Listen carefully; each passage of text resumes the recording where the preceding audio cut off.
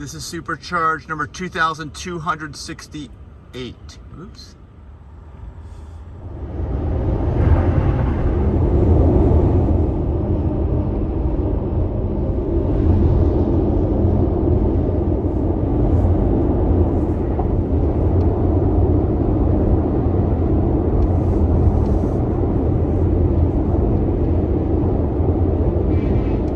Parking is tight here. Gonna get everybody in.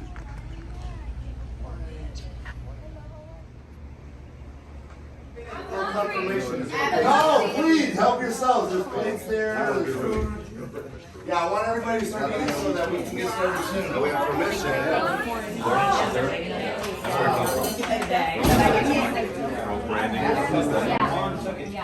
The best I can. Oh yeah, Mikey? How much you want? Have you guys never had fish before? No, this is a Spanish pie. Oh, that's what second, so that she's not super excited. Say hi, baby. Say hi. Say hi. Shyla. Last time I worked overnight at a cat hotel, so I got all the smells. It's like, there's a whole community of stuff. The best. Or they like yellow bags.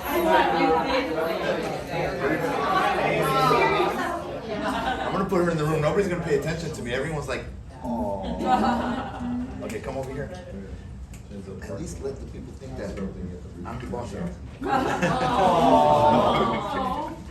You want a treat? One more treat, all right? The other one. She's salivating everywhere. Look at her drooling. A lot of space here in the center. I'll start happy to be able to do this and share some of my experience and what I've learned over the years as an outreach. So, and again, as I go through the presentation, accountable for their actions. And we'll give some examples on how we started to hold ourselves accountable, and we said we don't want to live as hypocrites. We know what's happening. Our values are, I don't feel good with that. That's not right. And we became vegan. We aligned our actions with our values because we started to hold ourselves accountable. Okay, so you can't manipulate listening or understanding the message. That being said, what was I getting at? Person and his entire family has gone vegan. This is Earthling Ed, one of the greatest activists of our time right now, right? We know that his skills in outreach and conversation are like top notch. Like, he is so patient, he's so methodical, thorough about that. So we're always talking about plant seeds. You left something and they go away, and then they'll think about it, and then they'll go vegan. And some of you may have heard some of my wealth of information from all the research that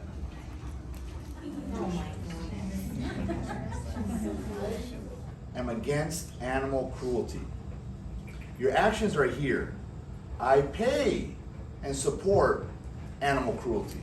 So I asked them, is it possible, here's a close-ended question, is it possible, do you think, to be against something and simultaneously support it? No. I mean, think about it. Can you be against something and also support it at the same time? That doesn't make sense. There's a conflict there. Animal cruelty, what does that make you? A hypocrite? Exactly. Do you want to continue living as a hypocrite? Now, what am I doing here? And then you're in alignment. Or, if you say you're against animal cruelty, and you continue to do this, then you're a hypocrite. So you have two choices. Do you want to be a psychopath or a hypocrite? No, I don't say that. I say, do you want to be I say no. I actually say, do you want to live the rest of your life as a hypocrite or as a vegan? Those are your two options. Outreach and being fake for the sake of being listened to or this cute little animal. Well, a roach isn't so cute. I mean, some people might think it's cute, but most people don't think a roach lifestyle is this. Let's say, well, not let's say because I don't, but I don't go around murdering people. Is that a lifestyle? No, it's just, you shouldn't go around murdering people. That's not a lifestyle. You have an obligation to be vegan. Not a choice, an obligation. When I went vegan, I tell them, I didn't even feel like it was a choice. I felt like, holy shit, I'm vegan. It just happened. Like everything connected in my brain, and I immediately went vegan. And I didn't even question it. Academy. Yeah. So I do talk about health in this sense. I said at the Veg Fest, I said, I would not be up here right now speaking to you all if we had to eat animals for our health, sustenance, or survival. I would not be up here because we would have to. And I don't have a case.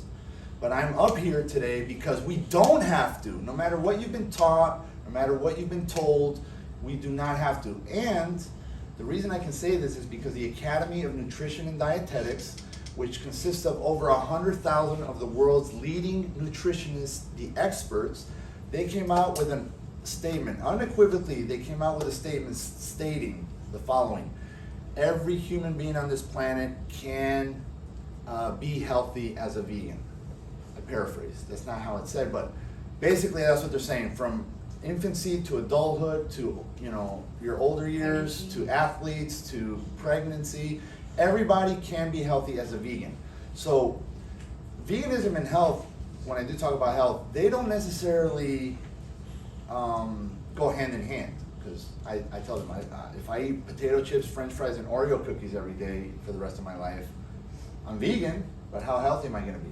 So veganism and health do not go hand in hand. They only go hand in hand if you make that conscious choice and effort to be healthy as a vegan. Just like if you're not vegan, you can be healthy as a non-vegan, right? If you eat in moderation, whatever, you can be healthy as a non-vegan. When you eliminate animal products, you're eliminating cholesterol, so it's healthier. But the point is that you're making an effort, whether you're non-vegan or you're vegan, to be healthy. The conversation. They will manipulate you into thinking. I already know that. So what does that mean? When I start talking to them, I know that they're going to try to steer the conversation over here. I'm trying to keep it here. They're going to go, and they're going to try to talk about something else. And the reason they're going to try to talk about something else is because they don't want to be held accountable. We're trying to include them in us so they don't feel as responsible. We're doing the opposite of holding them accountable every time we say we. We're doing the opposite. I am not in your we. I am not the reason this is happening. You are. I don't say we anymore, and that's very important. You're going to catch yourself saying we. Remember, you are no longer part of that we. So don't use we. Say you. And it might seem harsh, but it's holding them accountable. No longer have to live as a hypocrite. You can go to bed at night, you can go to sleep at night knowing that you have removed yourself from this system of oppression and suffering and pain to innocent sentient individuals. You are no longer participating in this, and you can go to sleep at night knowing that your choices, your actions are conscious choices, conscious actions that are working to not be a part of this system of oppression in a non-vegan world. And I tell people, being vegan doesn't mean that you're cruelty-free. I don't like the word cruelty-free because my mere existence, I'll tell them, my mere existence causes harm in some shape or form. But just because that's true doesn't mean that I should try to cause a maximum harm. You know what I mean? Being vegan means that you're working to not cause harm in the best way possible and practicable in a non-vegan world. The food pyramid, when we were all growing up, at least when I was growing up, it highlights, I think, 10 of the world's elite. But I'll tell you what, and then I'll say, let me ask you this. So for example, let's say they give me an objection about, I don't know, somebody throw out an objection that we hear all the time. I don't have tofu in my country, but I don't know how to cook vegan food. Okay, the animals are going to overpopulate. Okay. All right. So once I've already answered a few of their objections, and they say, well, the animals are going to overpopulate, I'm going to be like, look, it sounds like you're just coming up with excuses. None of these are justifiable, and I'll give you an example. If you were in the animal's position, let's say you were the victim here, and I was fighting for you, and somebody came to me and said, but let's use the ancestors one. Our ancestors we've been doing it for thousands of years. Okay. Somebody comes to me and says, we've been doing it for thousands of years. Are you, the victim, going to be okay with that response? Are you going to be, is that going to satisfy you? Or are you going to be like, oh, it's true, it has been happening for thousands of years. Go ahead and slit my throat. I say that to them. Like, is that a justifiable reason to harm you? Put yourself in the victim's position. If you're the victim, I guarantee you there is no justifiable reason to kill you, to harm you, to make you feel pain, fear, for you to suffer. You will not accept any excuse if you were the victim. So what you're telling me here, they're all just excuses. If you were the victim, you would not accept these excuses that you're giving me. Statistics, keep them in 4 objections, and then find a way to wrap it up and say, like I said, you know, we could talk all day about these kinds of things. Here's a card. It's we talk about open-ended questions. So, or what the heck is this? Juan matched his energy. So not only did he address the question, but he also established that rapport of commonality. Like, you know what? I'm gonna match your energy so that, like, you know that my focus is on you. right, on the wrong side here. And if I stand like this, now you don't feel that defensiveness. You don't feel confrontation. We can kind of nudge them and say, oh, by the way, you can go to challenge22.com. You're gonna figure it out. Animal use and animal abuse. They're nowhere near each other. They can tell me why they want vegetarian, because that's gonna tell me where they stand on animal rights. We also show back to that later and say, well, wait a minute, you told me you're against animal abuse. These are your values. This is what you told vegan. Instead of saying going vegan, you can say, what do you feel like would be stopping you from not being responsible for the needless animal abuse that you see on the screens here? On his YouTube channel, and he will give you a 3-minute response to each objection. By placing them in the victim's position, the number 1 benefit is that you can go to sleep at night knowing that you're not responsible for the suffering of these innocent animals. So they gave them the message. If they are not ready to hear it, if they don't get it, move on to the next conversation. Yurovsky's speech is, at least on our cards, is the first one. Your actions are here. You're actually, the reason this is happening, you're an animal abuser.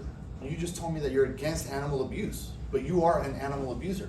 I don't say that to insult. I say that as a statement of fact.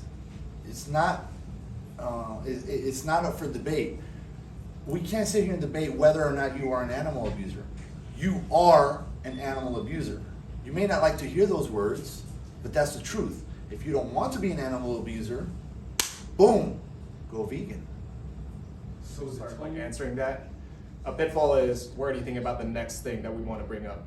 Like what are the ways and what are the tips for effective active listening and bridging topics? It needs to be a balance, okay? If we're talking too much, we're not really understanding who they are. We need to hear what they have to say. So active listening is very important. They may say something and in your mind you're like, oh, I know the answer to this, and you want to like respond. Hold yourself, like bite your tongue, hold yourself, let them finish. Listen to everything they have to say before you start responding. In the meantime, you can start developing a strategy on how to respond while you're listening. I mean, you need to listen. If you're not listening, that's not fair to them. You gotta listen because you want them to listen to you. So I don't know if that answers the question a little bit in terms of like, be conscious of the fact that they're speaking and don't rush or jump to respond just because you know the response. First of all, this is industry standard practice. These are not extreme one-offs. This is happening in every slaughterhouse. Second of all, your farm is not a slaughterhouse. So yeah, you're not treating animals this way, but your animals end up here and they're being treated this way. No, that's not how, you're not a farmer, you don't know what you're talking about. Okay, all right. Let me put it to you this way. It doesn't matter how well you treat your animals. It doesn't matter. You can give them belly rubs and you can fill them with kisses right before you send them to get their throat slit. At the end of the day, how you treat your animal is irrelevant. You are taking their life away from them, and that's all they have. And what right do you have to take someone's life when you don't have to? If you were the animal, if you were in the animal's position, would you care how well you were treated before you were killed, or would you rather not be killed? Well, if I was going to be killed, I'd rather be treated better. Okay, but you have a third option, not to be killed. Which one would you prefer? People always think about the two options. Treated really bad and killed, or treated really good and killed. They forget there's a third option, not being killed. You just ask them. Obviously, I don't agree with that, because veganism isn't about that, right? Veganism, we all know what veganism is. But I'll say that to make a point. And one last thing that I like to say to people is, whenever they tell me something, I'm like, okay, let's pretend for a second that you go back home and you do a little bit of research. Like, let's say they give me the, you can't get B12, right? We all know you can, but let's say they give you the B12 argument. Instead of answering them the B12 argument, I say, listen, let's imagine you go home tonight and you spend a half an hour researching B12. And you come to your own conclusion, not because I told you, but you've researched it and you come to let's just pretend that you come to your own conclusion that you actually can get B12 and enough of it through a plant-based diet. You figured that out on your own. I didn't tell you, you came to that conclusion. Will you now go vegan? Is that what's keeping you from going vegan? The fact that you think that B12 comes from animal protein? Because again, it's just a deflection. It's just an excuse. The B12 argument is like, okay, if you go home and realize you can get B12 from a plant-based diet, problem solved. I guess, will you go vegan now? It's not really their concern. They're not concerned about B12. They're just looking to make excuses. So you can always tell to them, if you go back home, do the research, and realize that you actually can get this, or you can do this, or your objection is answered, will you now go vegan? Is that what is holding you back from going vegan? This one little B12 concern, is that what's holding you back? Because I can tell you, spend 30 minutes and you will find out that you can get B12 as a vegan. So if that's what's holding you back, boom, you're vegan. Just spend this much time. But that's not the reality. It's just an excuse. Oh yeah, okay, fine, B12, yeah, okay. But we've been doing it for thousands of years. Again, their brain is looking, it's like, what can I say? Yeah, we gotta go. You ready? Oh, we can see it. We can see it. Are you ready? Are you ready? Are you ready, Denise? Are you ready now? She wasn't ready earlier. I'm ready to start my activism. She's ready now. Do I have my activism voice? Yes.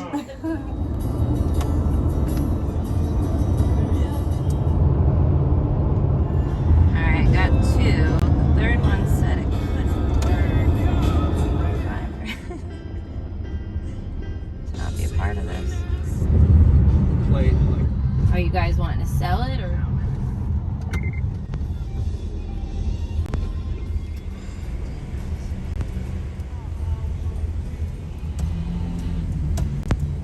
That's why they picked this.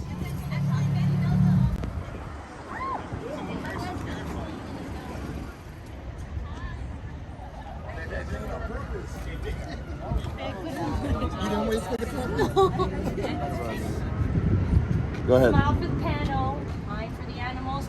So really, from the bottom of my heart, thank you, and I'm sure that and they've all been very, very strategic, which has led to a lot of success and a lot of brands dropping fur.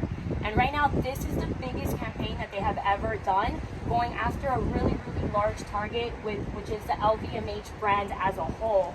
And under that umbrella, there are several different stores that are there. And they posted the list of targets that they want to focus instance to them. So the plan is to be able to target all of the targets today. One of the ladies, when we protested Mark Jacobs a few weeks ago, that worked there, she came out and she said, "Why are you? We don't even sell fur."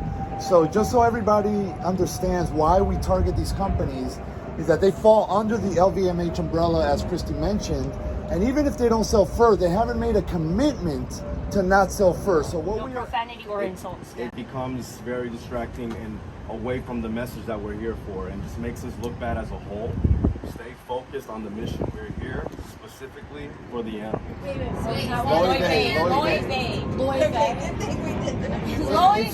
it's spelled low, L-O-W-E. It looks like low, but it's Loy Vey. Like with a V. Yeah. It's a fancier way to say love.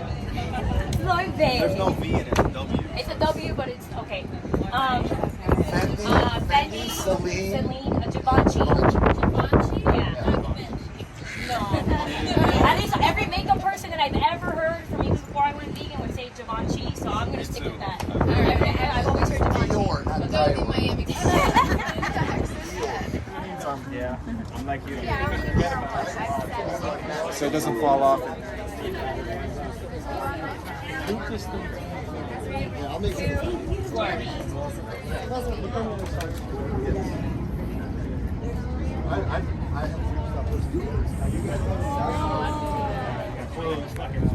Besides that, man,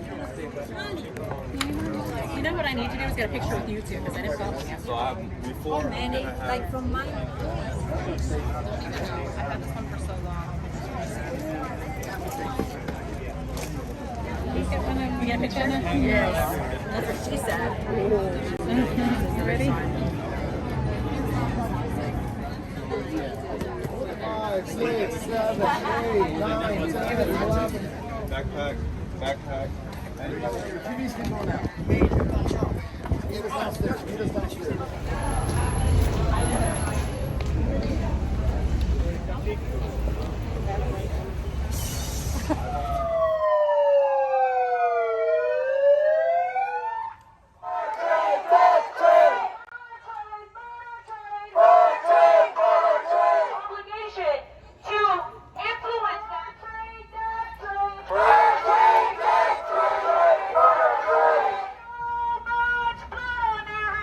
So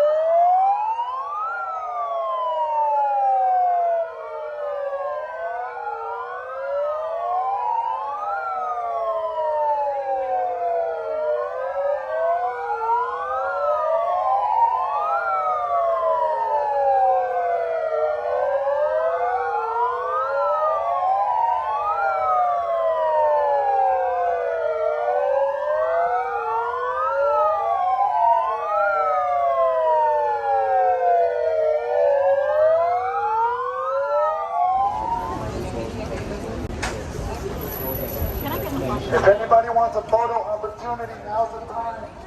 Share it on social media. These companies are skinning animals alive. Nobody supports that. 2022. It's time to get with the times, LVMH. The public does not support the fur industry, the dyeing industry. Please take pictures and share on social media.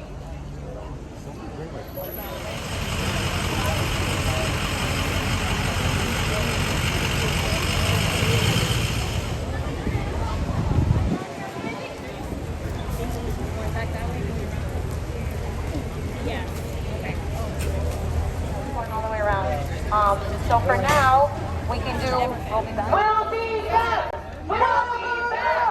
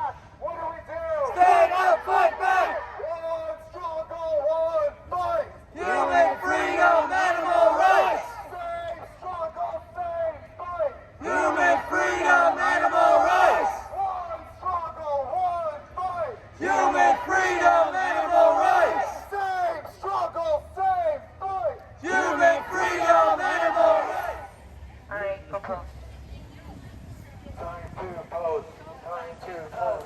Time to pose. Time to pose.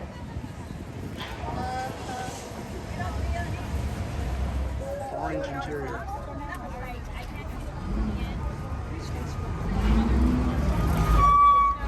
All right, everyone. We're just taking some photos together in front of Architects. We spent a lot of time there.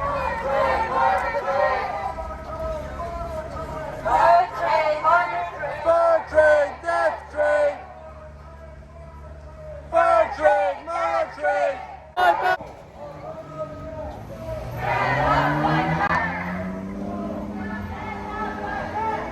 Bird train, death train. Bird free policy. Bird free policy.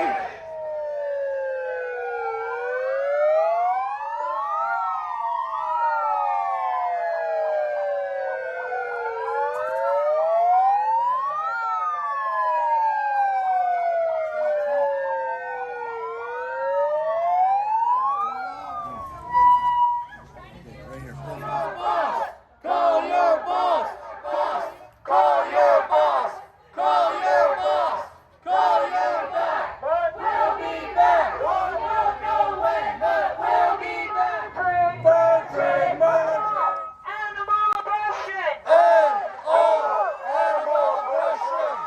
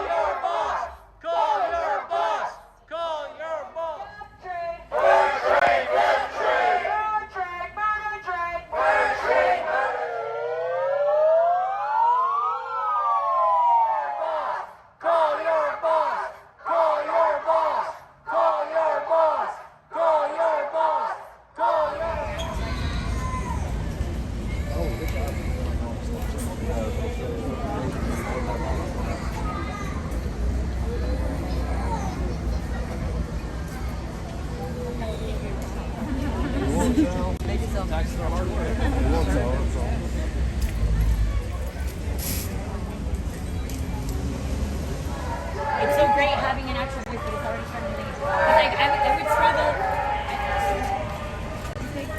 They're like legit, like oh, I just have to babysit these protesters. Let's go that way.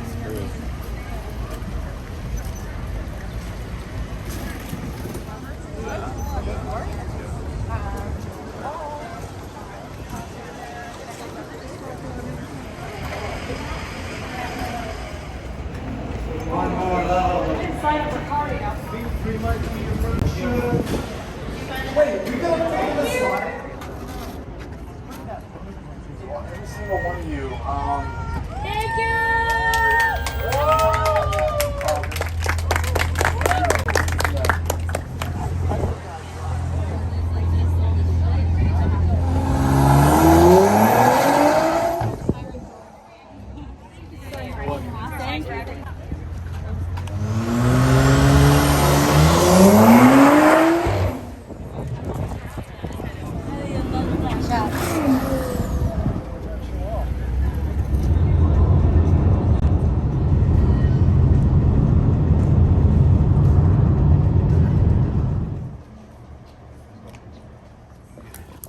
Good girl.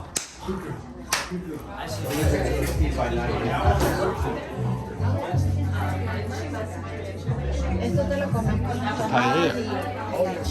Yeah, I'm ready. I'm ready. Oh, it's in there. Okay. I'm cooking in the You the what? I'm the vegan fritanga. That's my business. Cumpleaños, entonces por eso le puse así.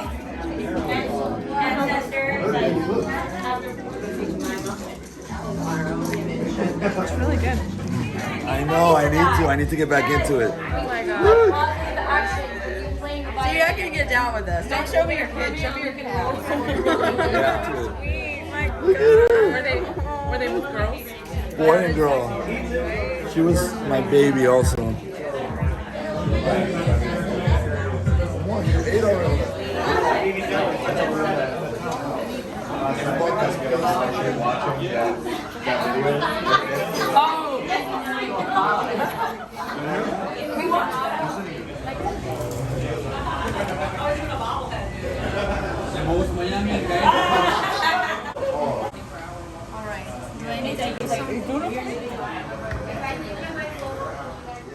And you know, I have never done so much activism in my life in like so short time. But these 2 days, like you know, I was going to. So I went in the morning to the Lolita protest, and like with a lot of effort, with a lot of time, and it's my big pleasure to see that everyone likes it. And then everyone is enjoying so much that they want to repeat.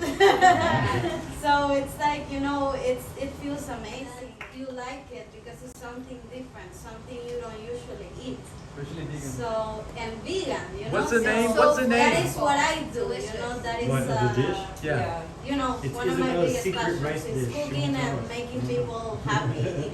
One of my biggest passions is eating. Yeah, right. Promote your business. What's your business? Huh? What's the name of your business? My business is the vegan fritanga. Yeah! The plate we just had, it was just missing the cheese, but it's also, I call it the Pinata Plate. So Pinata means, in Nicaraguan slang, it's like a birthday party. Yeah. So that dish is common, like in birthday parties. Like you go to every birthday party, and then there is arroz a la valenciana everywhere. So I said, so I'm gonna name this dish like that.